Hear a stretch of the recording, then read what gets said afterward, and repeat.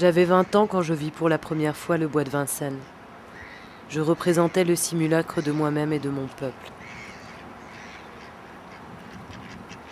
J'étais étrangère, enfermée par la grande France coloniale, celle du maréchal Lyotet, de Paul Reynaud, de Joséphine Baker.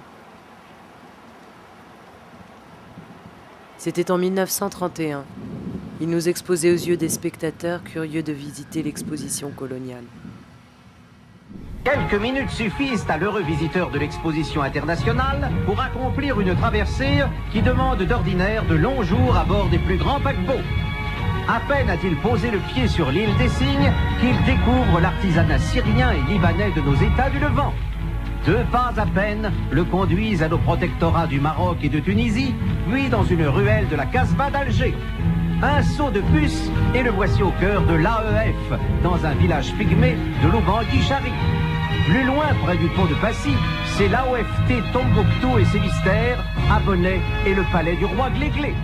Le visiteur découvre ainsi la diversité de la mission civilisatrice de la France dans ces colonies dont les indigènes peuvent ainsi entretenir et développer une activité laborieuse conforme à leur mentalité comme à leur tradition, tout en bénéficiant progressivement des avantages incomparables qu'apporte notre civilisation industrielle.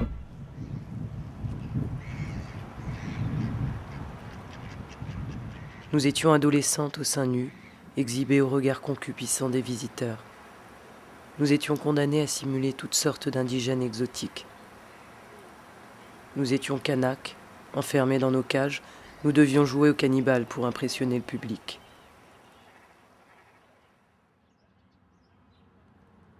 Peu nombreux furent ceux qui s'opposèrent à cette glorification du colonialisme. Le Parti communiste organisa une contre-expo et les surréalistes dans un tract crièrent « Ne visitez pas l'exposition coloniale ! Ne visitez pas l'exposition coloniale ! Ne visitez pas l'exposition coloniale !» Plus de 8 millions de personnes ne suivirent pas cette consigne. Ils furent séduits par l'innovatrice machine publicitaire de l'époque.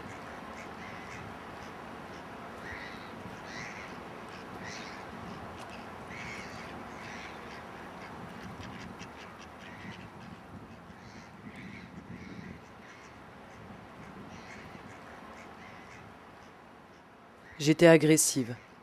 Les spectateurs et les photographes en étaient surpris. Ils s'attendaient sans doute à ce que je sois naturellement souriante.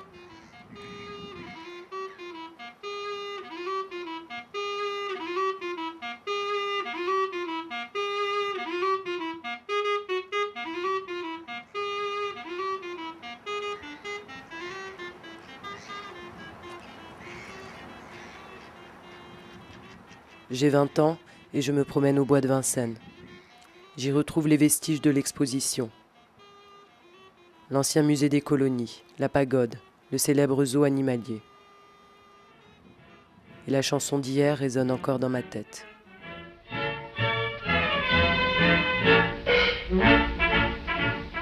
Quittant son pays, un petit négro de l'Afrique centrale vint jusqu'à Paris voir l'exposition coloniale.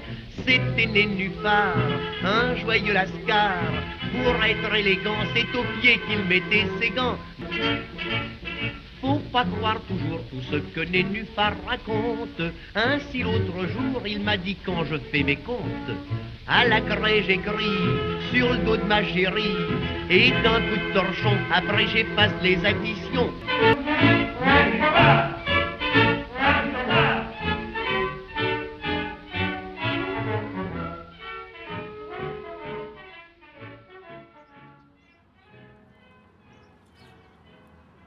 J'ai 20 ans, je me trouve à côté de l'exposition d'hier et de l'insouciance d'aujourd'hui. À nouveau en cage, mais caché du regard des badauds, interdit au regard de ceux qui voudraient savoir. En attente d'être expulsés, nous sommes enfermés parce que considérés comme étrangers indésirables. Nous sommes au centre de rétention, juste en face de l'hippodrome. Ici, au fil des jours, des mois, nos révoltes se poursuivent.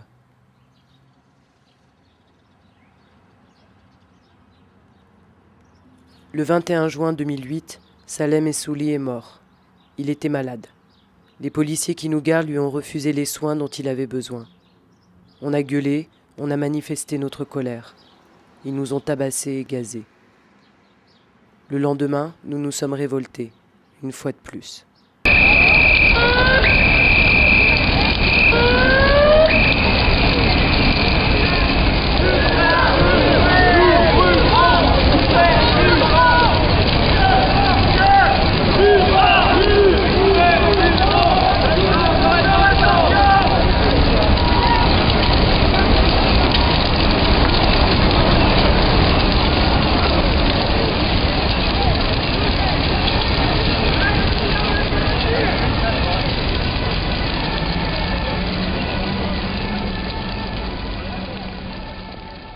Aujourd'hui, je ne suis plus au bois de Vincennes, mais je suis toujours enfermé.